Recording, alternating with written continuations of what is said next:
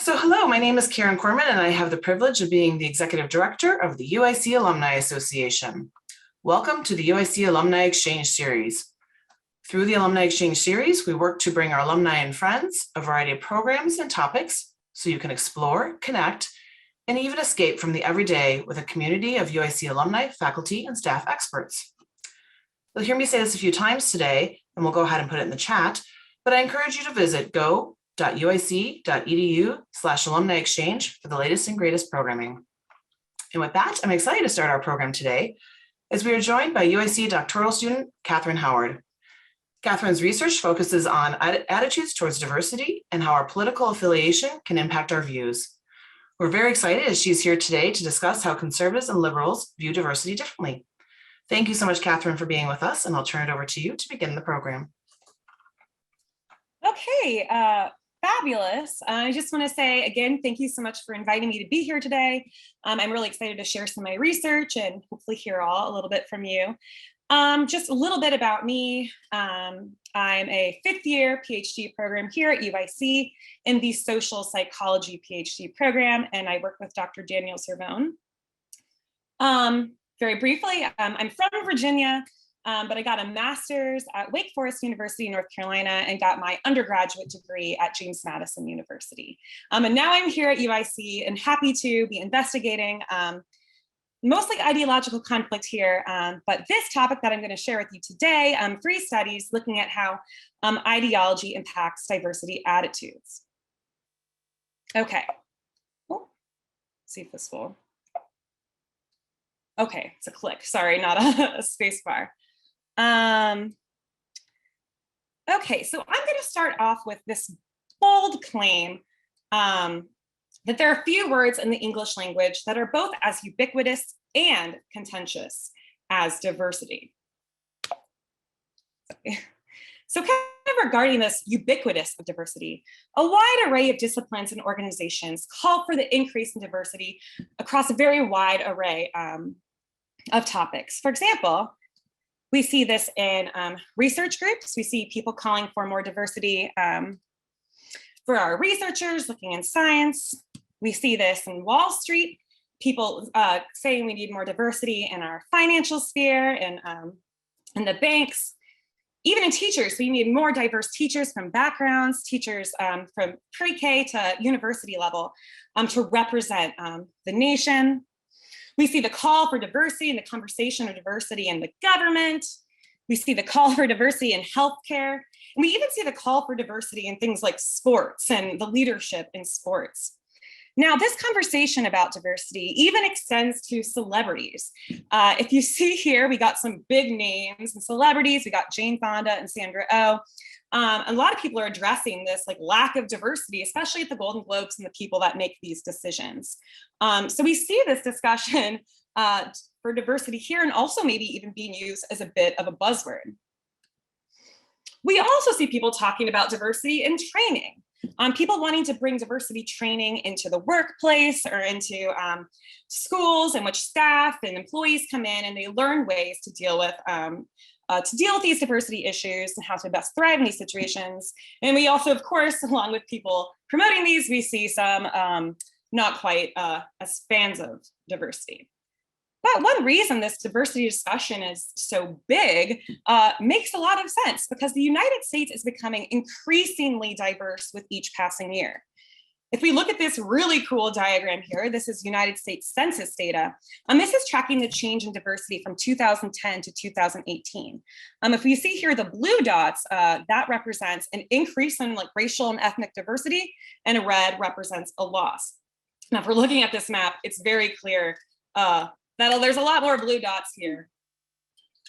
And diversity overall is increasing nationwide. So despite this increase in diversity and this increase in conversation where we see this in the entertainment sector, the political world, the governmental world, despite this acknowledgement that diversity is so important, there's still very little political, ideological, and governmental agreement on diversity issues and policy, the best way to navigate these issues. So some of these are probably going to be really familiar. But we see this big divide. We see this in the literature, and we also just see this in the news. For example, immigration. We have people more on the right who want to kind of put more structure on immigration, maybe make this a little bit more difficult for people. People on the left kind of want a more inclusive law. We also see this in these ideologies of how we structure diversity training. Colorblind ideology versus a multicultural ideology. Colorblind meaning that, oh, we don't pay attention to race, we don't see race, we don't make decisions based on race. Whereas a multicultural ideology or multiracial ideology would say, no, we should acknowledge that people are different and that people have different identities. And here I think this is Tucker Carlson and someone else, and he's from the right, and the right tends to be more supportive of this colorblind ideology, and the left a little more supportive of this multiracial ideology. Also affirmative action, very familiar diversity-related issue. Again, in the literature and just in the news, we find that liberals and more liberal-leaning people, also I might use liberal and Democrat and conservative and Republican interchangeably in this talk. I apologize if I do. I'm going to try to just stick with liberals and conservatives, but I might get tripped up there. So apology in advance. But we see more liberal people more excited about affirmative action and more conservative people wanting to put the brakes on that. And something that just happened, and actually just happened in my home state of Virginia, on this huge debate on critical race theory and whether that should be taught in our schools. We had a Republican governor win the race for the first time in a while in Virginia, largely because he made his campaign about limiting critical race theory in schools, or banning the teaching of this. So we have this problem, like diversity is increasing, it's ubiquitous.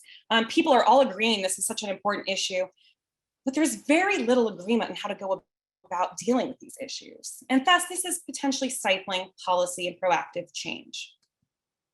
So why is there then this huge divide? Why is there this big divide on diversity if it's such a big thing and everyone can acknowledge it's happening? Well, one possibility, kind of classical here, is political and effective polarization. What is that? Well, in recent decades, we've noticed this increase in liberals and conservatives increasingly divided on political issues and reporting increasingly antagonistic attitudes towards each other. You probably don't need to be a political scientist to really notice that. But we see this in studies that, for example, look at moral conviction and ideological attitudes. So conservatives and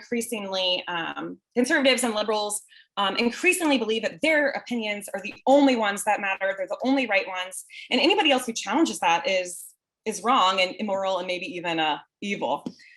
We also see this evidence in social media. So when we do this analysis of social media networks, we find that people are increasingly only liking and belonging to groups that match their ideology, which I'm going to call ideological in-group, and not belonging to groups that don't match their ideology, the political out-group. So we also see, along with this increase of antagonistic language and high emotional language directed at politics and political out-groups. So one may take this and say, well, of course, conservatives and liberals, they just don't like each other. And diversity is just another example. And we just have these inherently different attitudes about diversity. Conservatives don't like diversity and liberals do. However, I'm going to challenge this and say that there may be another possibility that's perhaps contributing to this problem. And that is, what if Democrats and Republicans have different understandings of the meaning of diversity? What if Democrats and Republicans just have different definitions of what they believe to be diversity? And if people have these different understandings and definitions, what if this is leading to some of these different attitudes and behaviors we see? So going off of this, an even bigger thing here, if people have different understandings and attitudes towards diversity, then it's highly possible that diversity isn't just this unidimensional concept, but it's multidimensional, meaning diversity is not this single thing, but is likely composed of many subcomponents. Oftentimes when we hear about diversity in the news or we read about it in schools or in training sessions, we talk about diversity as if it's just this like single entity. Oh, I like diversity, I don't like diversity. We need more diversity here. But what are people actually meaning when they talk about diversity? Even though we talk about diversity as a single thing a lot of the time, it's likely we experience different types of diversity very differently. So This question though, well, why would diversity be multidimensional, and why even would people possess different understandings, especially ideologically? Well, it's possible liberals and conservatives possess different prototypes of diversity. What is a prototype? Well, it's an object or concept that represents the most ideal form for a category. For example, here's just like this famous schematic when we're talking about prototypes. If we're thinking about the category bird, if I ask you to think about the category bird, the first like image that comes to your mind is likely something like a robin, or if you live here in Chicago, a pigeon. But we have this kind of robin image as our like kind of gut response picture of a bird. You're less likely to think about a peacock or a toucan. So the robin represents the prototype.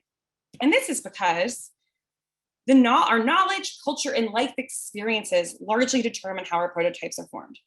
We think about robins or cardinals as a prototypical bird because those are the birds that we see most frequently in our day-to-day life. And if you even think about Twitter, it's not a toucan, right? It's like a little robin or a finch.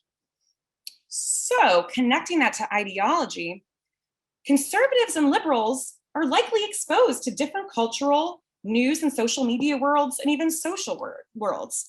And therefore, they may possess these different prototypes and understandings. For example, we have a lot of people on the left listening to things like CNN or reading the New York Times or the Huffington Post, and maybe a lot of their friends are similar to them ideologically. So they're learning the definition of diversity and what something means to be diverse and the language around diversity from their cultural world. Whereas on the right, maybe they're listening to Fox News or watching Fox News or talk radio, and maybe their friends and their family are also sharing these values. And therefore, they're learning about diversity through this lens. Thus, we're getting these different understandings and walking through the world with potentially different beliefs as to what qualifies as diversity. Sorry, I keep clicking the space bar and it's the mouse. Thus, taking all this, we wanted to test these possibilities across 3 studies. That one, diversity is not this unidimensional concept. It is multidimensional, meaning in our life experience and our thoughts, feelings, and beliefs, diversity isn't just one thing, it's many. So if I have positive feelings about racial diversity, that doesn't necessarily mean that I have positive feelings towards ideological diversity or diversity in music or culture. These things, just liking one type doesn't necessarily mean that I like all others. 2, that people have different attitudes towards these different types of diversity. We don't just like diversity or not. We have different attitudes. And 3, that these different attitudes may, in part, I'm not going to say completely, but in part, rooted in different understandings of diversity. So in study 1, we really wanted to test this dimensionality of diversity. And study 1 was also largely exploratory. So 1, we investigated what are the structure of diversity attitudes? Do people's attitudes differentiate between different types of diversity? And 2, are there any ideological differences in these attitudes? So how do we test this in study 1?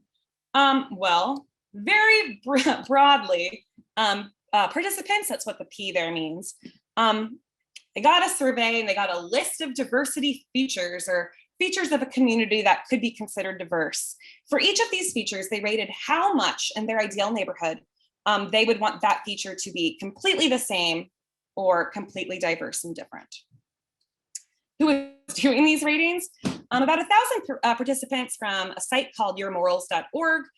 So something important about study 1 is that all of this data already existed. We didn't create any of these materials. We just found these materials on the website and then downloaded the data. So some of the survey items aren't like exactly crafted how I would ideally have them, but it's an excellent resource. So yourmorals.org is a place where people go online and they take quizzes and they learn about their values and some psychology fun stuff. Encourage you to check it out, but a great resource for free data. Here's our demographic breakdown. As you can see, it's majority white, and this is of course ironic for talk about diversity. And again, this is just an issue that plagues a lot of research here in the United States. it tends to skew mostly white, something that really needs to be worked on in this field. We also collected people's political orientation from very liberal to very conservative. Okay, so what were participants actually doing in this survey? Well, at the beginning of the survey, they read this prompt. So I'm not going to read all prompts, just going to read this one. In considering ideal places to live, how similar or different would you want the residents to be compared to yourself? For each issue, on a scale of 1 to 6, choose the button corresponding to how much you want people in your community to be similar to you. A or 1 meaning nobody the same as you, and a 6 means you want everyone to be the same as you. So when participants were taking this survey, they saw a set of community features. For example, here we have religious identification, and people rated the extent they wanted no one the same as you to everyone to be the same. Now, I do want to make a comment here that because we did not create this, I don't think this is a perfect measure of diversity. Especially here, this nobody is the same as you. This doesn't necessarily indicate diversity, right? You could be a minority and everyone else is the same but you. So this is an issue that we kind of discovered through our, like after we downloaded this data, and we're like, wait a minute. But we did check on this and kind of corrected this in previous and future work. And I don't think that this is actually disrupting the results here that much, but I did want to call attention to that in case any of you noticed that. Okay, so participants did that for 23 different community features. And I'm going to list them all out now here in the beginning, and they're pretty much the same for the rest of the study. I won't list them out again like this though, but just so you get an idea.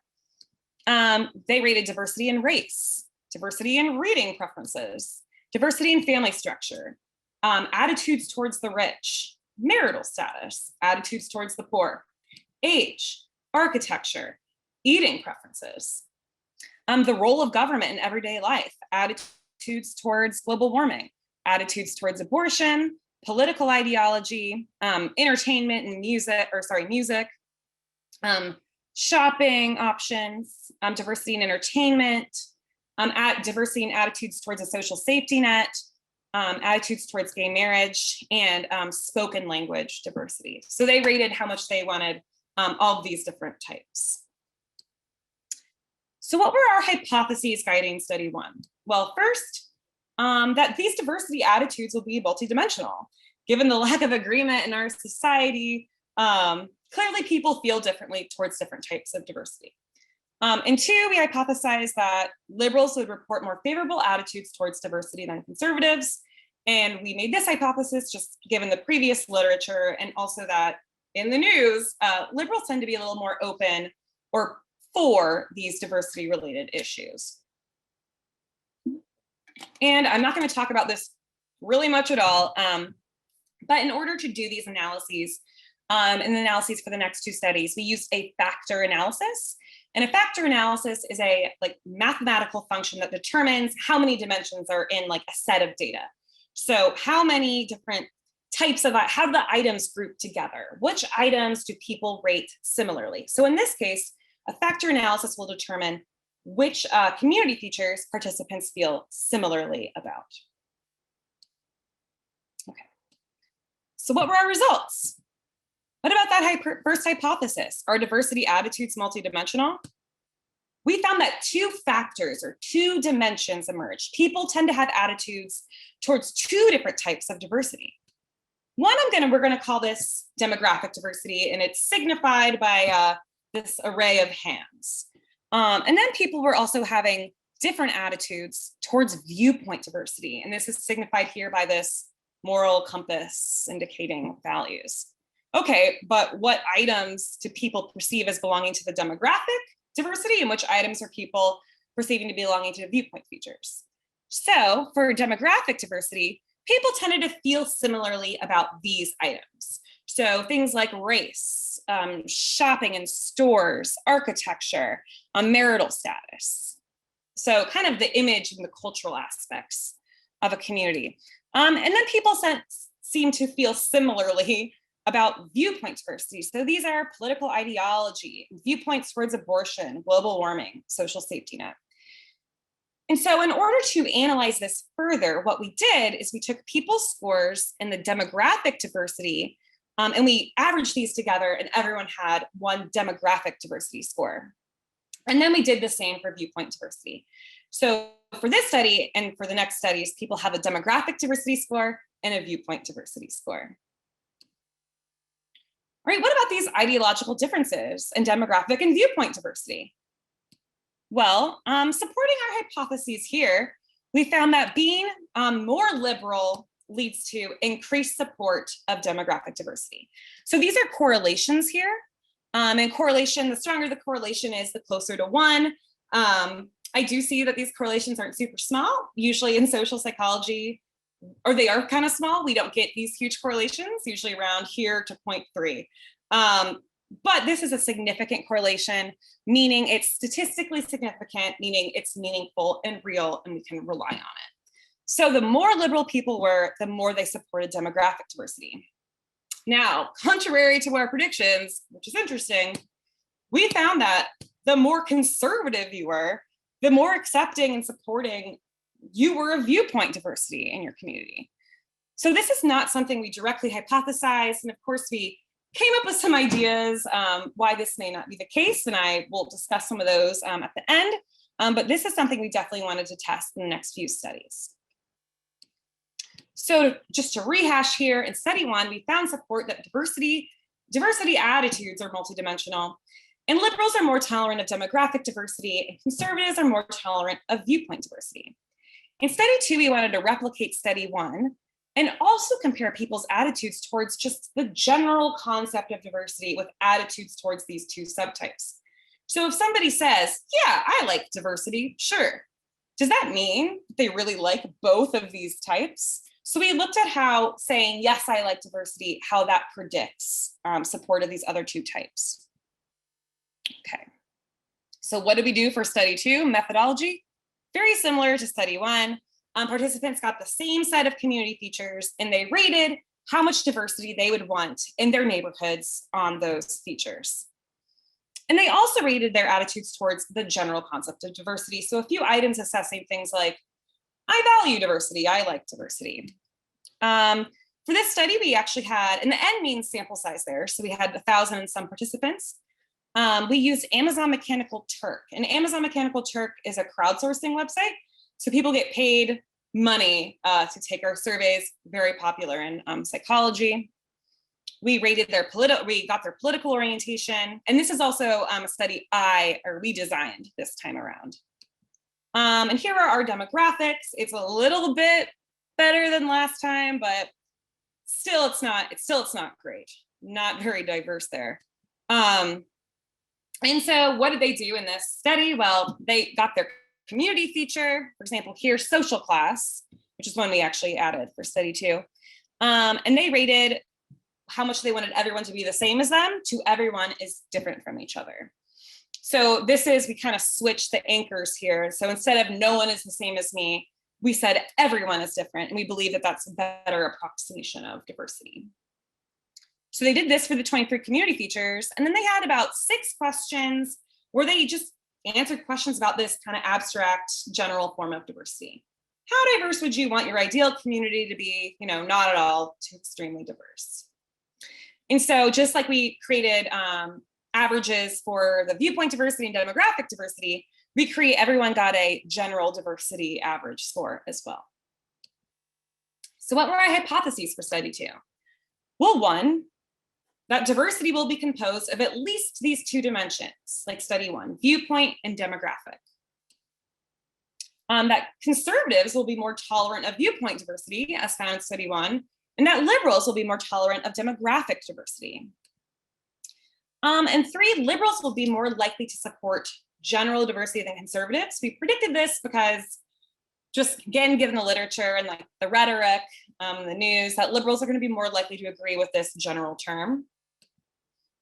And that attitudes towards just general diversity will not necessarily predict attitudes towards both types of diversity. So just saying I like diversity is not going to predict attitudes towards both of the subtypes.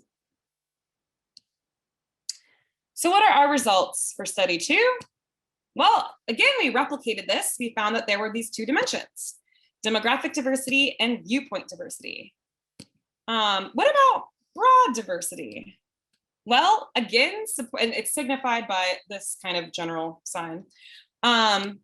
We found that the more liberal you were, the more likely you were predicting, or you're more likely you would say, yes, I like diversity in general. So we did support this. And this is not a correlation, it's a slope, but we don't need to go into that. But just know the more liberal, the more you supported the general term of diversity. What about ideological differences here? Well, supporting study one again, we found that the more liberal you are, the more you endorse demographic diversity, and the more conservative you are, the more you're tolerant of viewpoint diversity. So exciting that we replicated this result.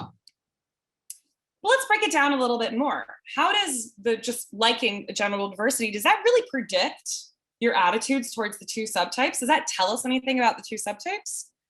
Well, when we're just looking at conservative participants that agree with the statement, yes, I like diversity, I support diversity. This did predict their feelings towards demographic diversity. So conservatives that said, yeah, I like diversity, also like demographic diversity. Same with viewpoint diversity. So if we ask a conservative person if they support diversity and they say yes, we can be pretty sure that they also would be tolerant or be more supportive of demographic and viewpoint diversity. What about liberals? Okay, so liberals that agree with the statement, yes, I like diversity, they also say, yes, I like demographic diversity too. And this is a pretty strong relationship here, but not viewpoint diversity. So a more liberal person who endorses the term, yes, I like the general diversity, yeah, I like diversity, that doesn't really tell us anything about their viewpoints towards, or their viewpoint towards viewpoint diversity. Just because I'm a liberal and I agree with this statement, yes, I support diversity, does not mean that I'm also going to be supportive of viewpoint diversity. So it's interesting here in that for conservatives, this is predictive, but for liberals, it is not. So again, kind of talk about maybe the why a little bit later. But something exciting that we also now are going to test in study 3. So study 2 recap here, diversity attitudes are definitely not just this one thing. People don't just have an attitude overall about diversity when you really break it down. And there are ideological differences and attitudes towards the general diversity and specific types of diversity. So study 3, kind of getting at the heart of this issue, could these differences in attitudes stem, at least in part, from different understandings of diversity? So study 3 tested this, and we had a few hypotheses. One, that understandings of diversity will be at the least multidimensional and will be composed of at least demographic and viewpoint subtypes. 2, conservatives will rate viewpoint features as more relevant to diversity than liberals, because conservatives reported more favorable attitudes, and what we like is kind of a closer part of our personal schema, and easier to recall. We're predicting then that conservatives will rate viewpoint features as more favorable. Likewise, that liberals will rate demographic features as more relevant to diversity than conservatives.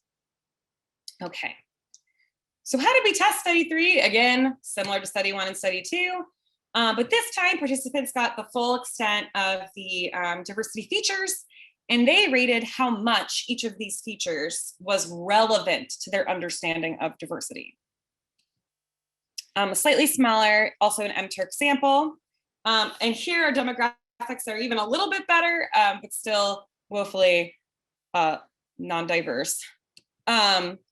23 community features. And this time participants saw, when you imagine, this is for each feature, when you imagine a community with a lot of diversity, do you imagine there being a high variety in the number of children people have? And so they rated this very irrelevant to my thinking to very relevant to my thinking.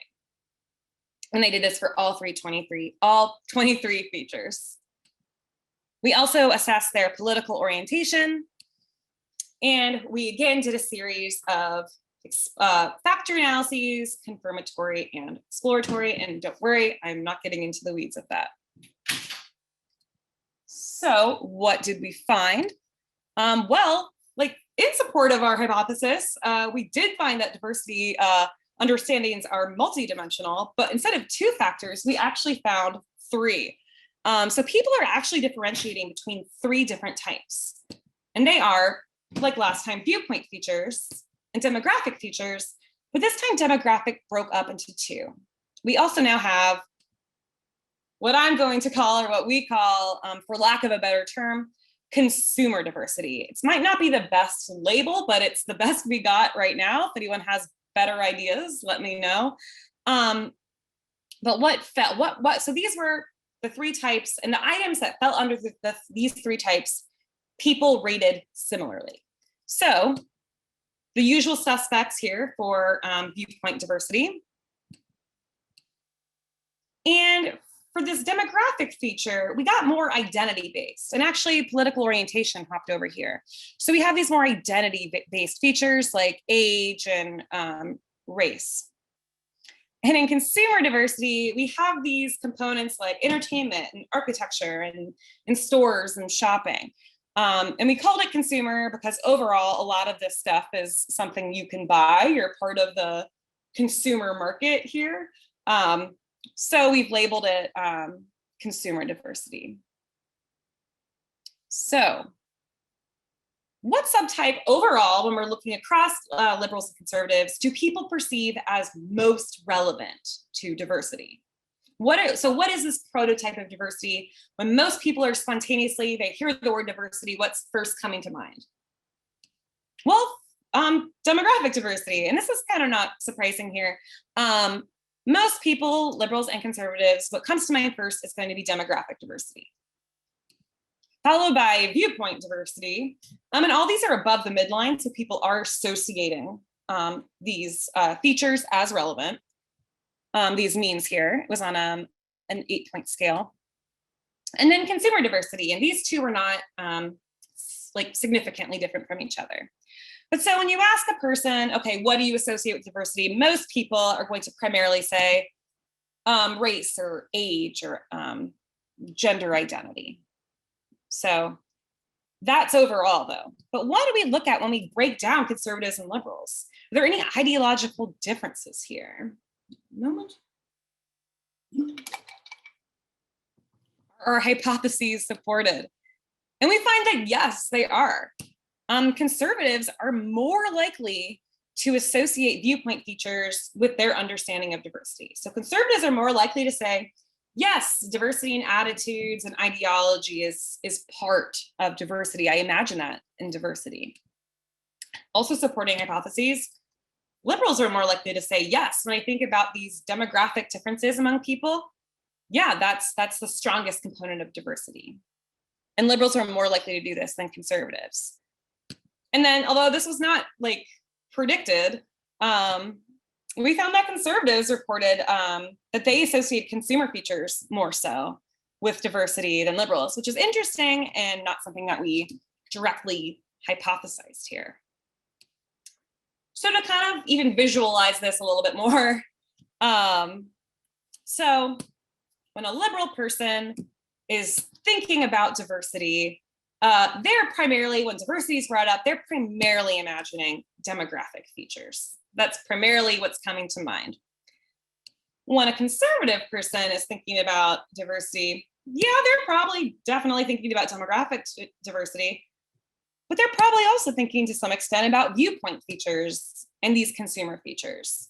So this is really interesting and fodder for future studies, but is this difference occurring because maybe conservatives have a loose definition of diversity? Or is this happening because liberals have a really tight definition of what it means to be diverse? So clearly something about the cultures in which they're learning these definitions are impacting their understandings of the term. So conclusions for study 3. Diversity is certainly not multidimensional. People distinguish between demographic diversity, viewpoint, and consumer diversity. 2, people perceive demographic diversity as most central, followed by viewpoint and consumer subtypes. So kind of the ideal prototype for diversity is likely these demographic features, but there are also these ideological differences, and conservatives are more likely to perceive viewpoint and consumer types to be relevant compared to liberals. And liberals are more likely to perceive demographic features as highly relevant compared to conservatives. So what are the overall conclusions of these three studies? Well, one, diversity is multidimensional. It's composed of at least these three components: demographic, viewpoint, and consumer. So diversity, although we might talk about it as this one single entity, people, when they're actually like made to think about it and they think about the different types, perceive that it's more than just one single unidimensional concept. Two, that ideological differences, there are these ideological differences in attitudes towards the diversity subtypes. Viewpoint diversity, conservatives seem to be a little bit more tolerant of, whereas liberals seem to be more tolerant of demographic diversity. Three, there are ideological differences in understandings of diversity, where conservatives associate viewpoint features more with diversity, and liberals associate demographic features more with diversity compared to conservatives. And last, even though again, not directly hypothesized, conservatives are also considering consumer diversity to be more a part of their definition and understanding. So what are the implications then of this work? Well, one kind of big one, in some ways, we are speaking to an extent two different languages when it comes to diversity. We have liberals and conservatives have two different prototypes when it comes to these diversity related issues. And so if we're not even on exactly the same page here on what it even means to be diverse, of course, we're going to see some tension here regarding policy decisions and policy implications. So potentially a good intervention here would be, how can we get liberals and conservatives more on the same page about what the other person believes belongs in this category and why? Two, the dimensionality of diversity, especially in regards to diversity training and interventions. If we just talk about, even in training programs, as diversity as this one thing, we're really missing a lot of important details here. And if we know that your audience is primarily conservative, you might want to cater your diversity talk to be more in line with maybe the types of diversity more conservative people are more comfortable with and the ones they need a little more training with, and likewise for liberals. And one shouldn't walk into a diversity training session just assuming everybody's on the same page about what diversity is, that everybody has the same attitudes and beliefs. Maybe we'd see a little more efficacy in these programs if everyone was if the programs were more catered to the audience and everyone was more on the same page. And three, there are some pretty some significant methodological implications here, especially for the field of psychology and any other field that does a lot of survey research. So many studies in psychology, people are asked to give their opinion on or rate their reaction towards a lot of abstract concepts, diversity being one of them, but also things like equality or civility, or even like, how satisfied are you with life? How happy are you? How angry does this make you feel? So we ask people a lot of the time to give their opinions and impressions on these kind of abstract concepts, and we assume everyone's on the same page, but clearly we are not on the same page. And so this poses a methodological problem and suggests there might be some error in studies, and that could be due to people just not understanding these terms similarly. So this is something we really need to further investigate.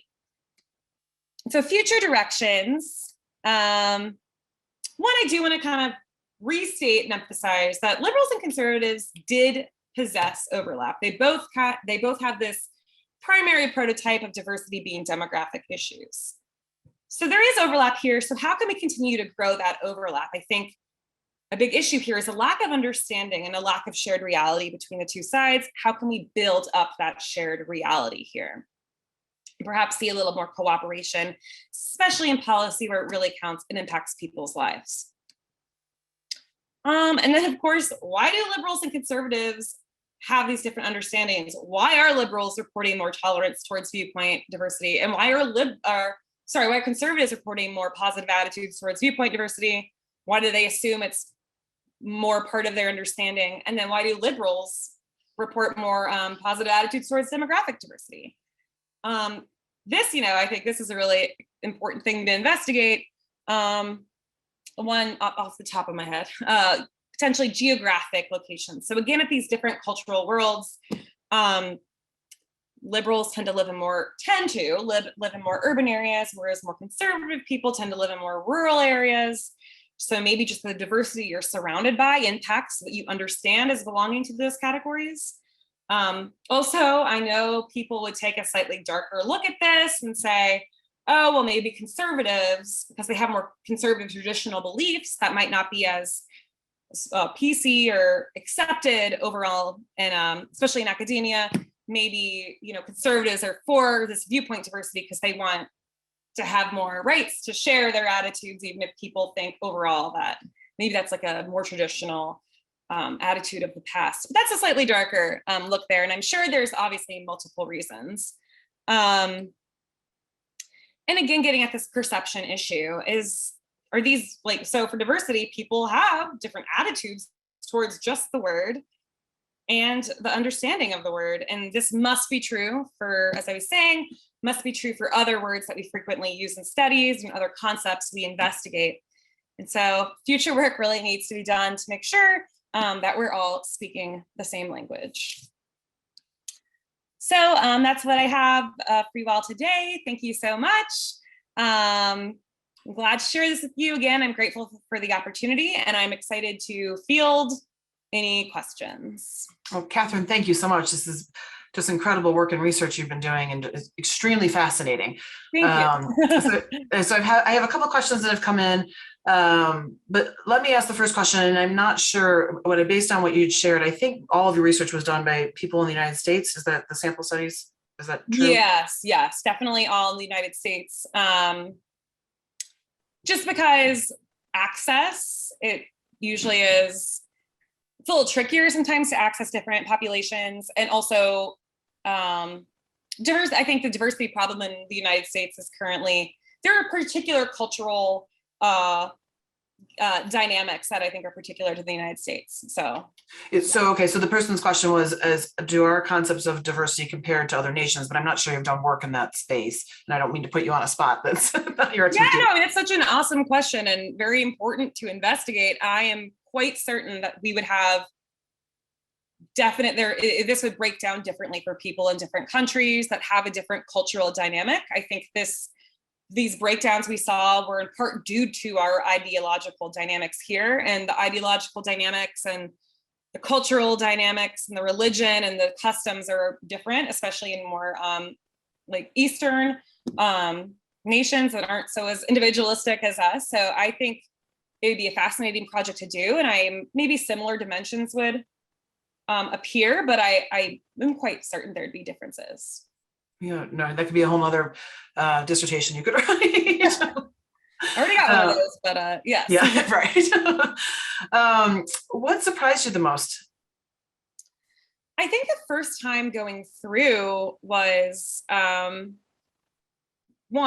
this viewpoint feature thing that conservatives were reporting more positive views towards viewpoint diversity. I think the narrative is usually liberals like diversity and conservatives don't, where I think both groups have things they need to work on. But yeah, that surprised me. And I don't have an exact answer to that yet. And that's something I would like to investigate. And then also that people differed in their understandings. I was thinking this could be a long shot. I think most people are just going to list, of course, race, and everyone would agree on that. But that's not true. And then in further just discussion with people in my family or people who are more conservative, I think there is a difference here, and they're learning that from whether it's a motivated viewpoint or just something that because of the literature or whatever news, they're learning that this viewpoint thing should be part of our idea of diversity.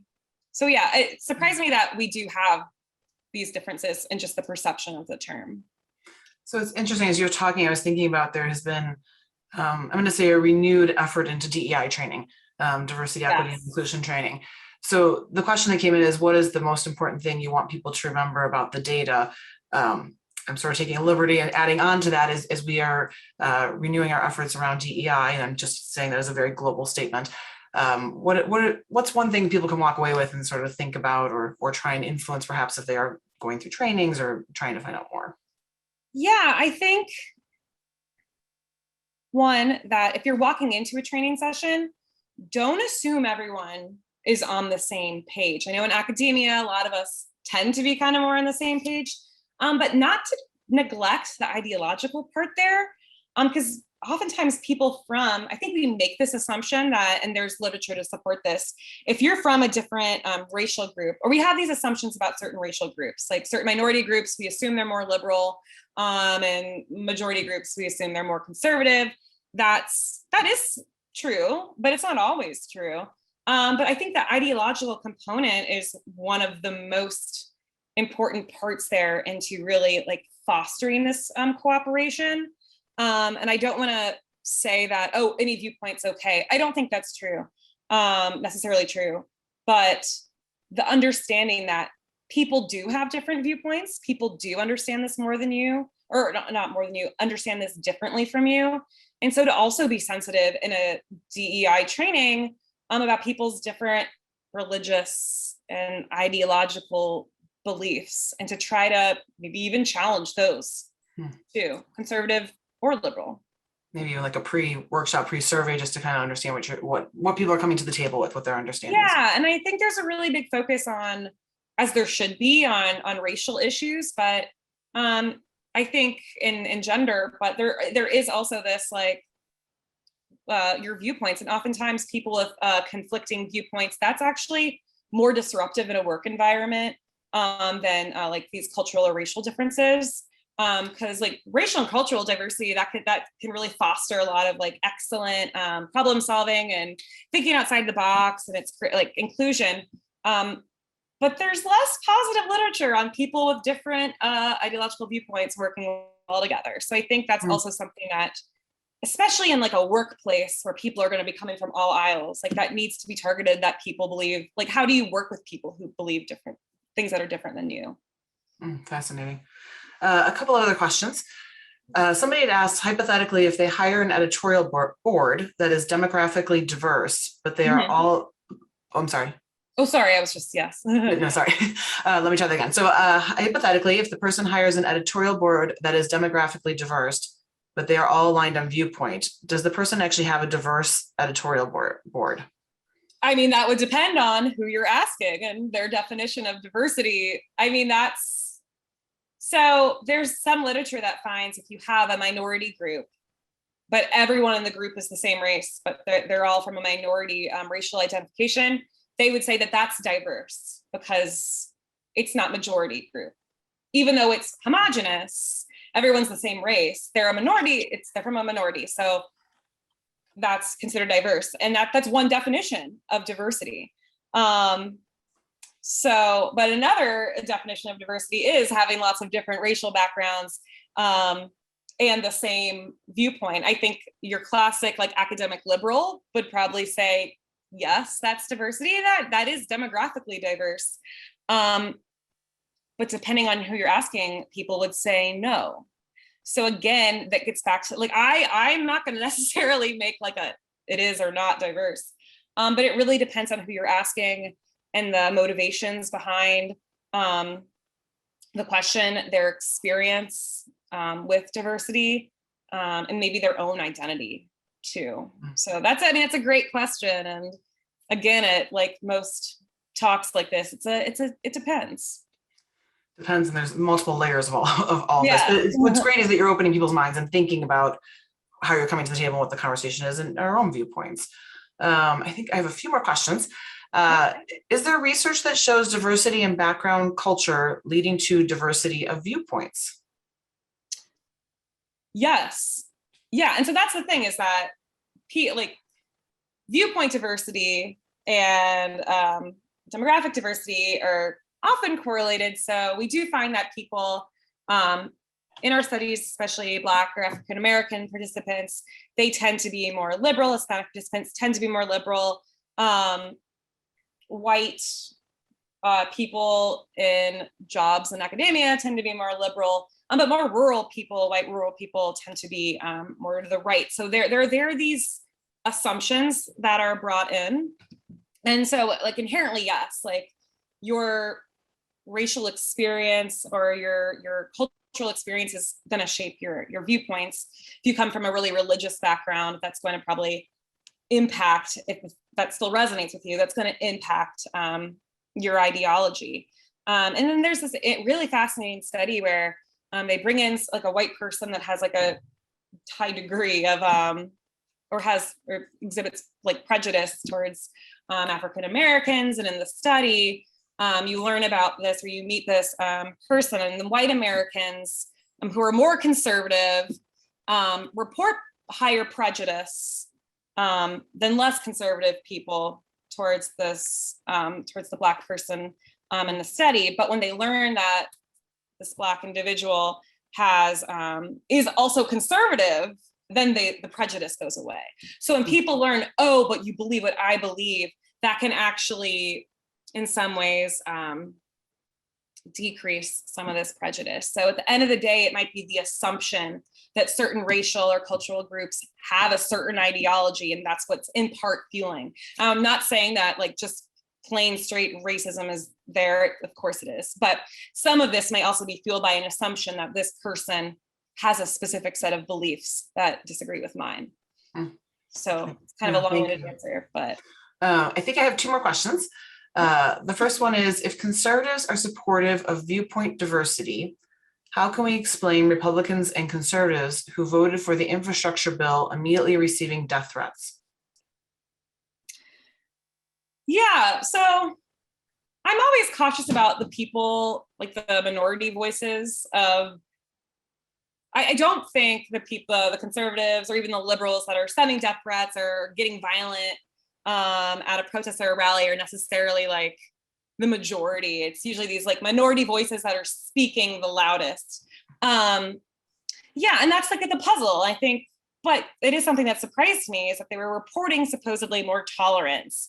And so I was kind of trying to get at this, whether is that a motivated, like within our cultural system currently, is it also just like a more conservative buzzword, viewpoint diversity, because they feel like their free speech has been limited? And, you know, now we have this zeitgeist of censorship and call out culture. So there's lots of these other terms that I think are impacting our perceptions of diversity as well. I think that's a really good point. I don't always think people know what the terms mean. They don't, no, clearly they don't. Yeah. They don't agree. So,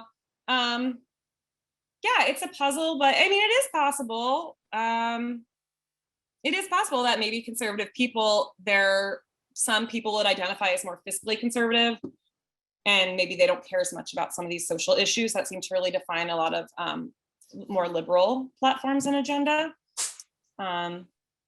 So it could just be a lack of caring about people feeling differently than you, because you're not convicted or motivated by trying to change beliefs. Yeah, it makes sense.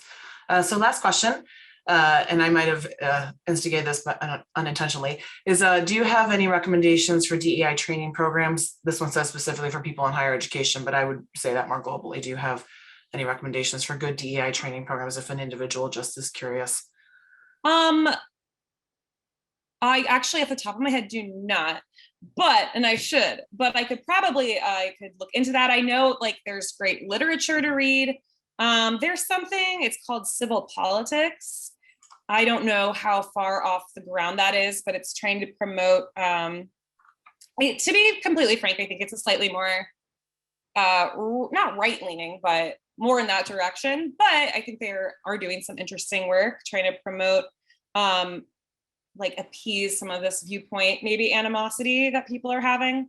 But no, I would have, because it's like the actual interventions aren't necessarily my wheelhouse per se. I've done reading that some tend to be more effective than others, but any kind of research that gets people to see or intervention that gets people to experience a shared reality, getting people to understand that, like really feel somebody else's experience. And of course, positive contact with the out group is important. There's this contact theory. If you know people who are from different groups than you, you'll like them more. That's not necessarily true. You have to have a positive interaction with that person. And any kind of training that's going to promote a common goal. And this is like kind of the dark side of psychology, but people also really tend to join together when they have a common threat. So if you could see like you're working against something or you're working to make something better. I don't have any specific interventions in mind, but I can certainly do my homework on that and get back to you. But no, I think that was excellent. And frankly, again, I'm going to be biased, but I think also this presentation would be helpful just to have people think about who's coming to the table and where their perceptions are coming from, and just to have a better understanding. A lot of work finds that just our beliefs about what other people are believing is actually like more motivating for our behavior than our own beliefs about them. So if I think someone doesn't like me, that's going to be an even greater impact on my behavior than I just don't like them. So a lot of this kind of meta thoughts, if we can all be a little bit more on the same page and like, oh, this person just understands this differently, and why, I think that could like, if we could get into those kind of interventions, again, shared reality, common goals, common threats, I think that would be really impactful. Absolutely. Well, Kathryn, thank you so much. Thank you for sharing this wonderful presentation and discussion with us. We're so grateful for all of your research and efforts. And obviously, we're very proud that someday you are going to graduate and become a member of our UIC alumni family. We have all the faith, You're doing amazing work. So thank you again for this great presentation today. Just to quickly close this out, please join us for our next Alumni Exchange program on Tuesday, November 30th at noon Central Standard Time. For a special Alumni Exchange, we are bringing back the former UIC historian and two-time alumnus, Jason Walk. Some of you may recall that Jason presented as part of the UIC Alumni Exchange series in the past, as he discussed the history of UIC from Navy Pier to present. This time, he'll be joining us to share some of his favorite unique stories about UIC and our vast history as he presents Untold Stories of UIC. I hope that you will come and join us and see how many of these stories you know. I am betting that many of them will surprise you. To find a recording of this and our past episodes, please go to go.uic.edu/alumni exchange. And of course, please be on the lookout for that brief survey I mentioned at the beginning.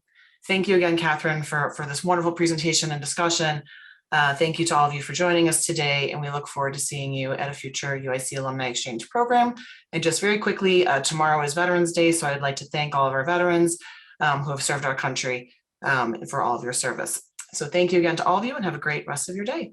Bye, thank you.